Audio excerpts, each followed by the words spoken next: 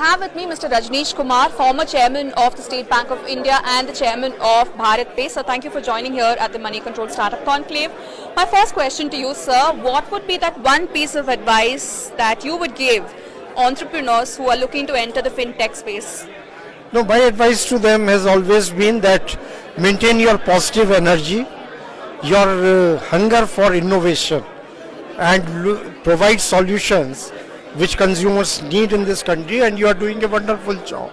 But when you grow, please take care of the governance issues and maintain integrity and ethics, because if you are a fintech, means you are in financial world, and in financial world what matters most is the integrity and honesty of the public. Taking care of the governance issue, that's a very key point that you raised there.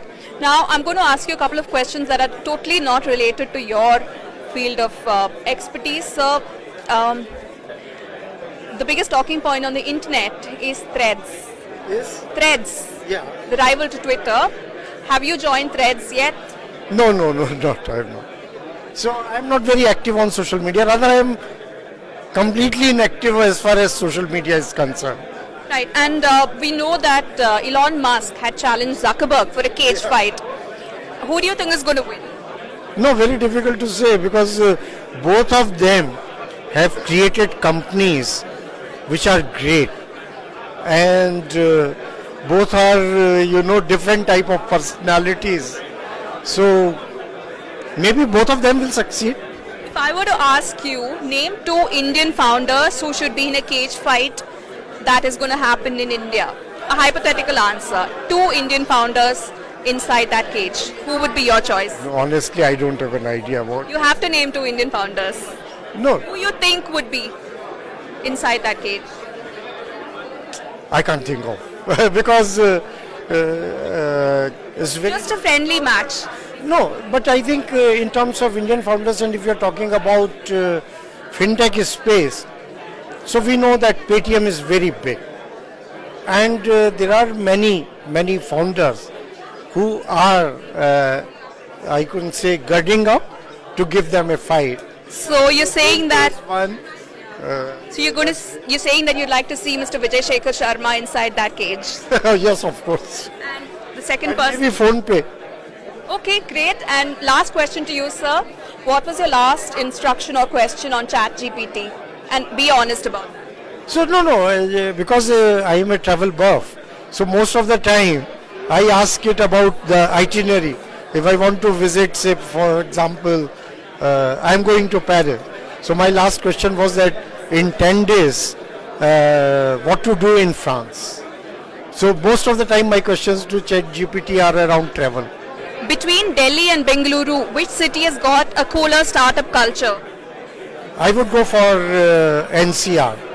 So yes, Bangalore is always very, it's a favorable spot, but I think in terms of infrastructure today, Bangalore has to do lot of catching up.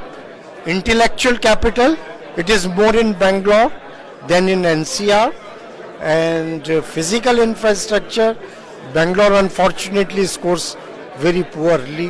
What you see in NCR, it is phenomenal physical infrastructure. So both have their advantage. Currently in intellectual capital you score, in physical infrastructure NCR is scores. I'm not using the word Delhi, because now Delhi, Gurgaon, Noida, it is more or less it has become one. So both have to do their catching up. Right. Thank you so much, sir, for joining us here at the Money Control event. Super excited to welcome Mr. Pramod Verma, the Chief Architect of UIDAI and All of India Stack. Of course, he is the mind behind making our life so much easier. So, sir, thank you so much for joining us here. Sir, how are you finding the Money Control Startup Conclave today? It's fantastic. The energy is amazing. So while I might have made life easy for many of you, I'm not sure whether I made life easy for entrepreneurs because some of them complain that we might have democratized way too much, right? So, but it's a good thing. I think India, India is still so large, and so much more to do. So I think the energy is palpable and it's fantastic. Thank you for organizing this. Thank you so much. So, sir, we are all looking forward to your session. But what is that one session you are looking forward to? No, I was actually looking forward to few other like Pulela Gopichand, for example. And I look forward to learnings from not similar minded people. I think we tend to be in a bubble. So sometimes it's good to hear people from nothing to do with technology and nothing to do with entrepreneurship, but who are naturally entrepreneurs by themselves, right? And build. So I normally go out of my comfort zone to learn. So yeah. So you've been around in Bangalore for how long now? Oh my God. So I was here. Okay, that tells I'll end up telling my age anyway. So I was here early 90s, then went to US to do our company. Came back in 2003. So 2003, 20 years continuously for that. Wow. So what has been your favorite breakfast place in Bengaluru? Home. But although I eat a lot, I travel a lot. Because I travel a lot, I look forward to home breakfast though. But Bangalore is such a wonderful eating place. I love all kinds of food. Everything I can eat. Yeah, and I love breakfast. So I'm a huge breakfast person. And reduce lunch and almost no dinner person. Yeah.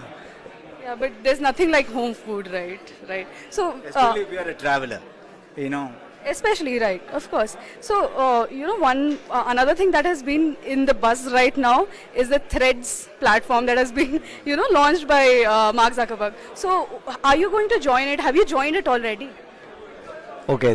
Again, I think I am old, and I somewhat sometimes get somewhat lost in this. I don't use WhatsApp. I don't use Facebook. I'm not on Insta. My daughters have banned me from being in Insta. And the only place I seem to be there on is Twitter. So maybe Threads, if it is similar to Twitter, that's what at least he claims. Maybe it's useful to be there. Right. So, what is that one book that you would recommend to all the entrepreneurs, young aspiring entrepreneurs out there? I definitely will look at Reimagining India from Nandan. I think because all the popular books of motivation books like, Steve Jobs biography and so on are all motivating, right? Inspiring. But nothing like inspire in what we have done in India for 1 billion people. And Reimagining India has actually captured that beautifully. It's worth reading multiple times. One last question, sir. So, imagine the cage fight that has happened, that has been in talks with Mark Zuckerberg and Elon Musk. If that had to happen in India, who are the two entrepreneurs you would think would fight each other? I really hope that's not going to happen, though. It's a terrible thing to happen. I don't know why. I mean, it's just a fun thing anyway. I mean, it's just fun. Here, what would be? Maybe we can get Samir or somebody. That would be fun, right? Bangalore, or maybe somebody from Mumbai or Delhi. Yeah, go all out. Maybe Vijay Chakri Sharma in it. Oh, wow, that would Throw be him in very as well. interesting, Yeah. yeah. Thank you so much, sir. Thank you so much.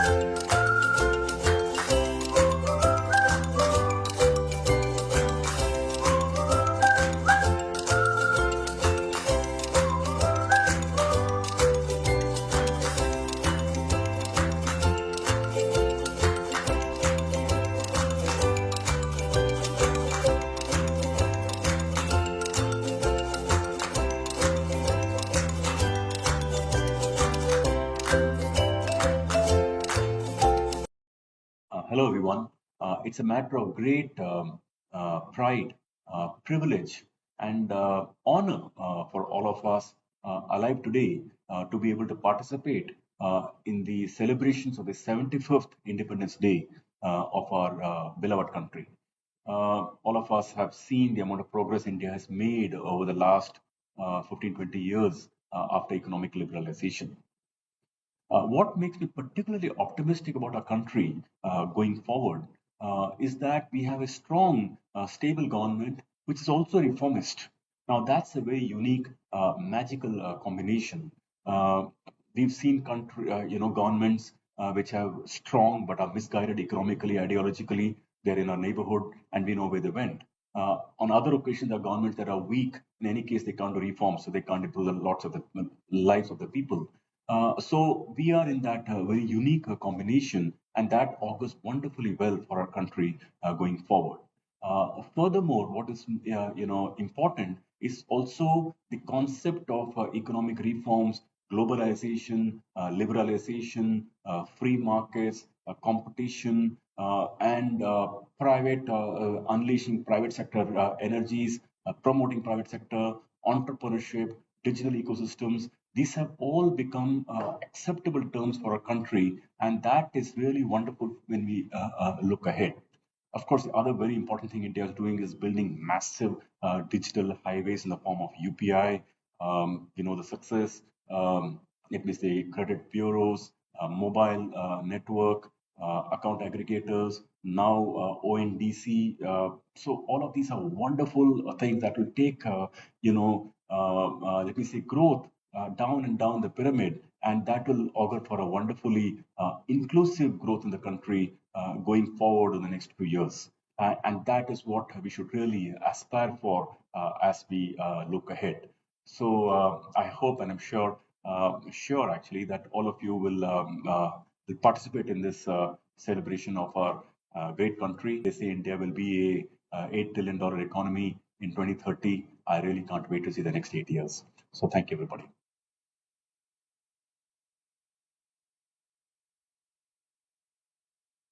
तो योजना तो ऐसी है अनुज जी, और अगर हम बात करें आईडीएफसी फर्स्ट बैंक की, तो इस हफ्ते क्यूआईपी लॉन्च हो जाना चाहिए, ऐसा सूत्र हमको जानकारी दे रहे हैं, क्योंकि एक्सटेंडेड वीकेंड था और ट्रंकेटेड वीक है, तो थोड़ी बहुत ऑपरेशनल इश्यूज आ रही हैं।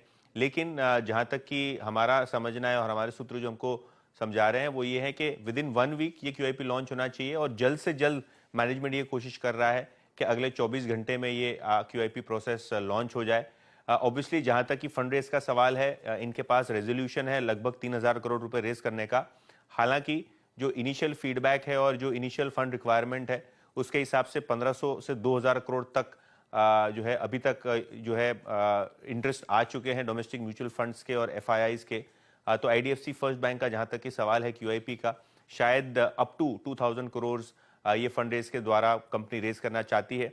अगर आपको ध्यान है तो कुछ ही महीनों पहले, इनफैक्ट अगर हम मार्च की बात करें तो आईडीएफसी लिमिटेड से आईडीएफसी फर्स्ट बैंक ने एक फंड रेज किया था लगभग 2200 करोड़ रुपए का, और तभी प्राइस लगभग 58 रुपए के आसपास का इशू था। तो कहीं ना कहीं ये जो फंड रेज है वो अपनी बुक को मजबूत करने का है, और 58 रुपए पे जो आईडीएफसी लिमिटेड से फंड रेज हुआ था उसके बाद अब ये फंड रेज हो रहा है इंस्टीट्यूशनल इन्वेस्टर्स के द्वारा, और तभी इतने छोटे समय गाले में आपने प्राइस को भी अच्छी तरीके से अप्रिशिएट होता हुआ देखा है। तो जहां तक कि आईडीएफसी फर्स्ट का सवाल है, पूरी की पूरी तैयारी हो चुकी है, किसी भी वक्त क्यूआईपी लॉन्च हो सकता है। हालांकि किसी प्रकार की कमेंट या टिप्पणी अभी तक हमको आईडीएफसी फर्स्ट की तरफ से नहीं आई। Okay.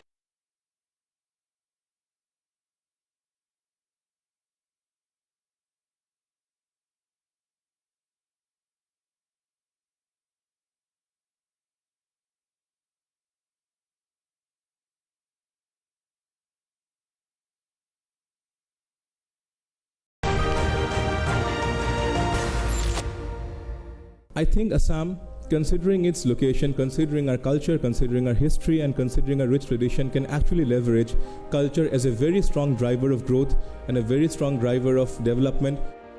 Being a new entrepreneur, saving money is key. We came up with a product called FD Booster Account, wherein typically we are saying we would offer you interest on your current account. we would, any amount over 2 lakhs would be swept into an FD and thereby giving you interest. Gold and real estate have long been considered safe havens, right? Is that now a perception that you believe no longer applies? Gold as an asset in a household is generally not valued. When I talk of asset allocation, gold, basically should not be more than 5 to 15%.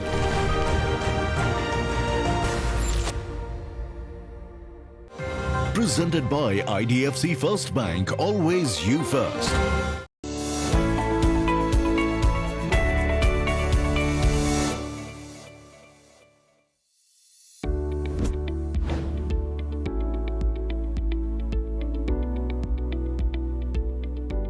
I think both go hand in hand.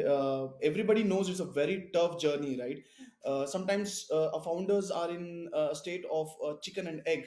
I mean, whether you build the financials of a startup, you take care of that, or you handle yourself, right? So I think it's very important to balance both. There is no straight answer to this.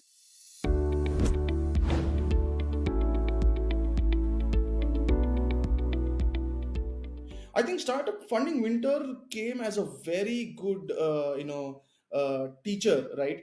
Like I think earlier I used to be fans of companies which are having billion-dollar valuations and burning 300, 400 crores every month. Today I'm fan of a company like Zerodha, right?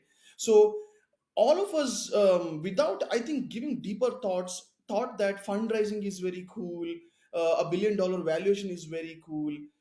That's what I think. Even I was totally carried away, but my thought process itself has changed. I think being profitable. So today, at what we do, right? I mean, we have been focused on being profitable first, and then not needing, investment for working capital. So for a lot of companies, I think it's different. We are in the food and rice as an industry. People need to eat, irrespective of whatever the situation is outside. So we have been that way, managing this winter very, very well.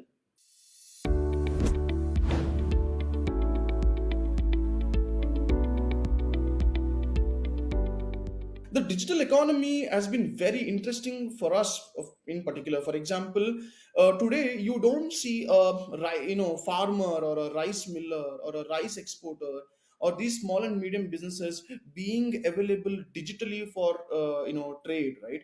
Especially in exports, when say agri produce is about a $40 billion market. The export market by itself is about $250 billion market. So when these small and medium businesses come online, and is able to do business with the world, there's a lot of inflow of dollars into the Indian economy, which will definitely boost the Indian economy. It will not only help these SMEs in the tier 1 cities, but in tier 2 and tier 3 cities and towns as well.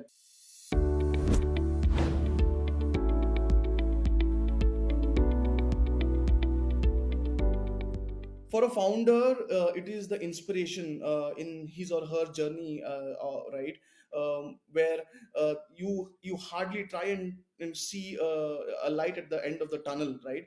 At this time, when you are trying to build your vision, right? Listening to other founders, investors, or government bodies on how they are actually what their journey has been is the one which is inspiring. So this is one such platform which I see from Money Control, where it's a very good platform to get inspired, is what I would say. So looking forward to come and hear out the founders, investors, from this event.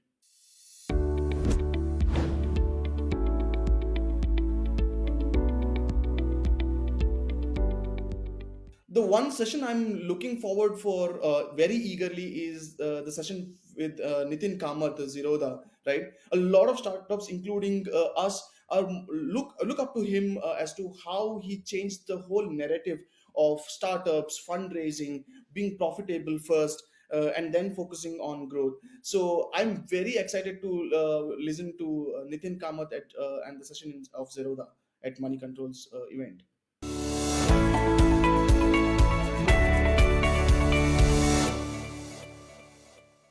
In 1980, as you rightly said, things were different in the business of banking as well compared to what we see today.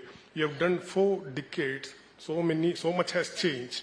In 37 years later, you became the chairman of the bank in 2017. Let me ask you, how has the life of a banker has changed from then and now? The context is this. Very recently, it has become so aggressive in terms of marketing and selling. And we saw, one private sector bank senior official blasting his junior officials in a leaked video. I'm sure you would have seen it.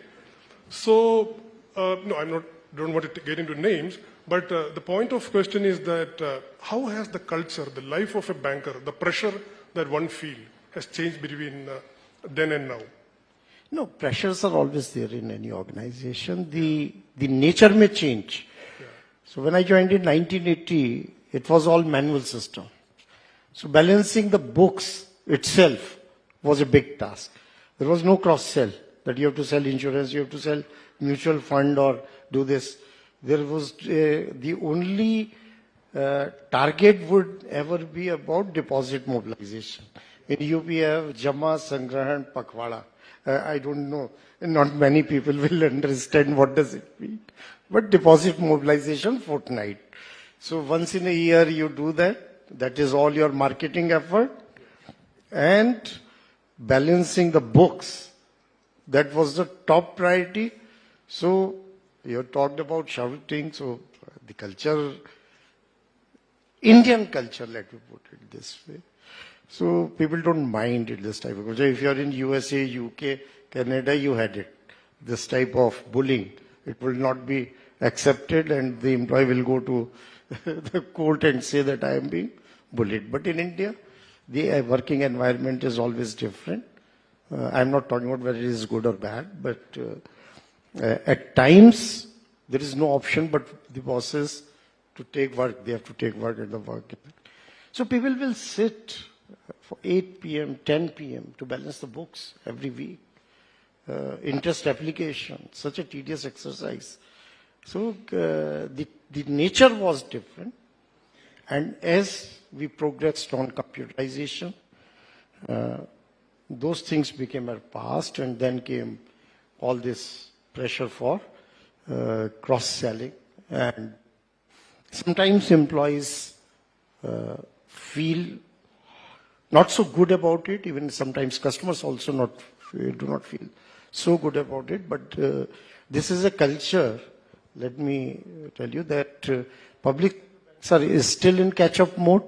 It has all been brought by private sector banks in the country. Otherwise, public sector banks, we were never aware of.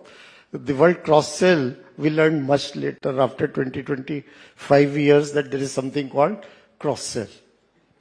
So I remember one of the interviews I did with while you were just close to the retirement in State Bank of India. One of the things you said, as a leader, you want to be respected among your colleagues. I mean, the question was that, you want to be feared, liked, or respected. You said that specifically from the team. When you crossed over to the fintech side, it's all public that, you had to face personal attacks in such an aggressive manner from one of the co-founders who had incidentally praised you at the time of joining. He even called you the biggest hiring mistake of his life. How have you felt about this, and what do you think? So one is that the respect which I earned over a period of time. Yeah. If you ask anybody in the industry who knows me, even you, I think you continue to respect me even today. Ask Mr. Vaidyanathan, he's sitting in the front row. So it hardly makes a difference. That is one. Second is that what I say about others, it is a reflection of what an individual I am. If I'm an honest person, I will believe that everybody on the face value is an honest person. If I have a criminal bent of mind, then everybody I will look with suspicion and feel that everybody is a criminal. So I have always believed that what people say, what you speak, it defines your personality. It does not define the personality of the people who you are talking about. So I'm very clear about that. And if I had cared for this, then I would have not been the chairman of State Bank of India, let me tell you. And there were situations where I have dismissed employees. I have dismissed employees in UK. Extremely difficult task, more difficult than India. I have shown the door to union leaders. I have faced Gherav situations. And I have dealt with corporates. Many of them errant corporates, you can say. But without fear, without criticism, I do what I believe is right. But this is my belief. Others may feel you're not right. So I have no control over that. But still, I have certain value system which we have imbibed from the family and over a period of time. So all my decisions are guided by that. There's nothing individual. When you're running an organization, it's not about individual. If in a State Bank I have dismissed somebody, it is not because because I didn't like face of that person. Right. It is because you are holding a position in an organization. Yeah. And that responsibility demands that you take certain actions, and that's how it happens. Right. But if it gets personalized, I have no issue. Very well put. So, my final question is this, very important. So many budding bankers are out there. How can a banker who is starting up today can become the next Rajneesh Kumar? What is the secret? No, I believe that if you want to rise anywhere, in any field, there is no substitute for hard work. There is no substitute of having good values. Dishonesty can give you some quick results for a short term, but not for the long term. If a State Bank, again I'm taking example because I worked there for 40 years, if it has survived for more than 200 years, it has survived because it has a certain DNA. And it has survived all the onslaught of the competition after 95. That is when all the private sector came. But even today, State Bank's market share is intact. And it is at 23-24%. Right. So in such a competitive environment, why that organization is surviving? Because it doesn't believe in shortcuts. It doesn't believe in short-term valuations. It's a euphoria. So it has disappeared so quickly. So there was a time, 2-3 years, and you felt that you are doing great because all your focus was on valuation, and now you are on the where you are. So what it has taught us, that ultimately if you have to succeed in long term, the organization's DNA has to be value-based. And if it is not, it's just a short-term story, it is not a long-term story. Well, so they are not startups, and at some point of time they will be grown-ups. But to reach that stage, maybe because I was listening, all of us were listening to Vinod Khosla and no better advice than what he gave. So it is all about striking a balance. If you are a startup, your energy, you see the energy on the floor of BharatPe. It is exciting. And huge age difference. Average age in BharatPe is 28 years. Average age in the State Bank of India after a lot of it has come down from 58 to 45. So young energy is there. Channelize that, innovate. But at the same time, you can't ignore the values and governance. Governance is not sham. You need it.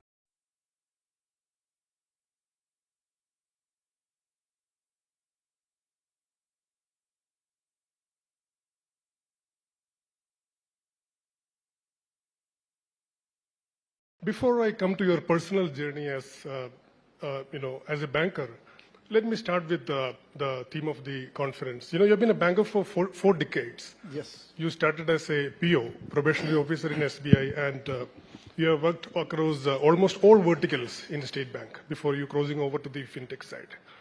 So we have this whole debate on, on one side we have ambitious fintech founders who are probably telling their teams every day, in their strategy rooms that, look, we have banks had their chance for all these years. They probably, missed the opportunity in terms of effectively using technology to, to catch the bigger opportunity in terms of be it credit distribution or transaction, etc. And on the other hand, we have the regulator who has drawn a strict line, very clearly saying it's rubbish to say that fintechs can replace banks because any entity that is outside RBI regulation is not welcome to do banks business. You have seen both sides. So what is your take? Can fintechs replace banks at any point or at least go near in the next 10 years? So your conference itself provides some clue and answer. This startup conclave is sponsored by IDFC First Bank.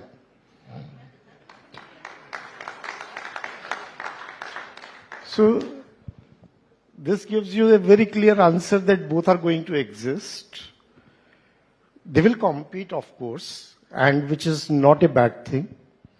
And as we were listening to Mr. Khosla, fintechs are rewriting many processes and rules from the start and taking advantage of the lethargy of the legacy institutions and banks.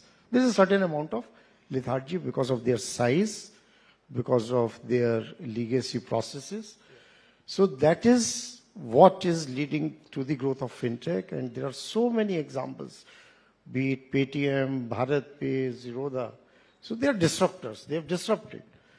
So even the legacy banks could have thought of it, but they didn't think of it. So there is a problem, and fintechs are trying to solve that problem through innovative processes. Yeah.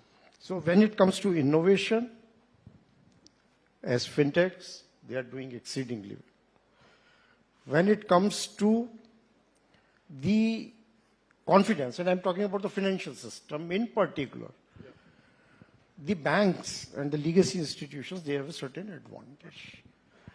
Because if I ask you as BharatPe, put your 1 crore with me, will you put it?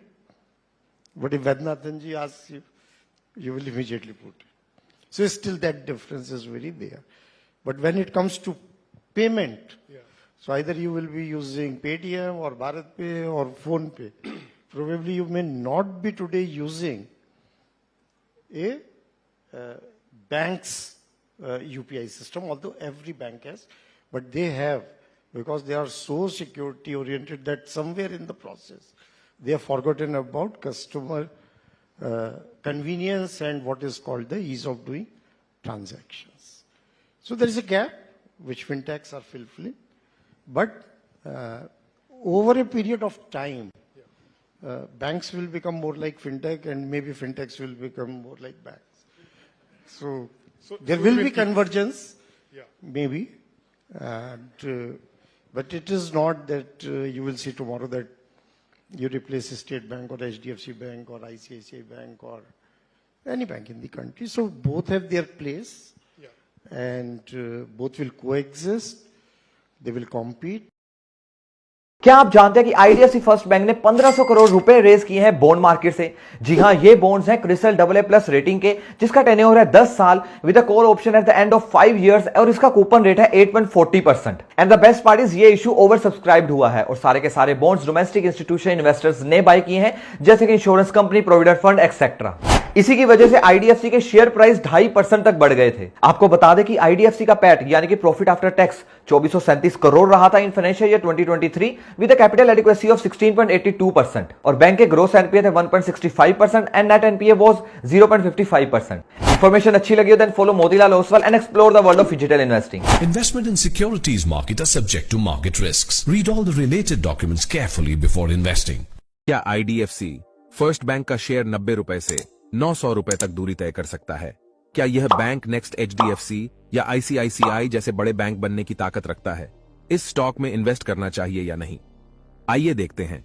IDFC first bank पिछले 1 सालों में अपने investors को 80% से ज्यादा return दिया है और इस रैली का कारण इसका दमदार परफॉर्मेंस होगा।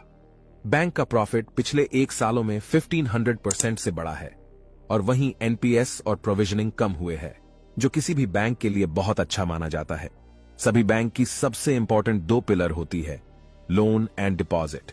पिछले 1 सालों में इस बैंक का लोन को 24% से बढ़ाया, डिटेल बुक 80% से है और कस्टमर डिपॉजिट 47% से बढ़ाया। कंपनी के पार्मटर म्यूचुअल फंड FI ने भी अपने होल्डिंग्स बढ़ाया है और सबसे इंपॉर्टेंट इस बैंक का मैनेजमेंट। इस बैंक के CEO V वाइद्यनाथन दी, जिन्होंने ICICI जैसे बड़े बैंक में बोर्ड लेवल पर काउंट भी किया। मुझे लगता है इस बैंक में बहुत पोटेंशियल है। अगर आगे भी यह बैंक ऐसे ही परफॉर्म करता रहा तो इसके शेयर प्राइस स्काई रॉकेट भी कर सकते हैं। यह मेरा analysis, not a stock recommendation. वैसे IDFC फर्स्ट बैंक को लेकर आपको क्या लगता है, कमेंट में बताना। और अगर आपको स्टॉक मार्केट सीखना है तो फॉलो कर लेना।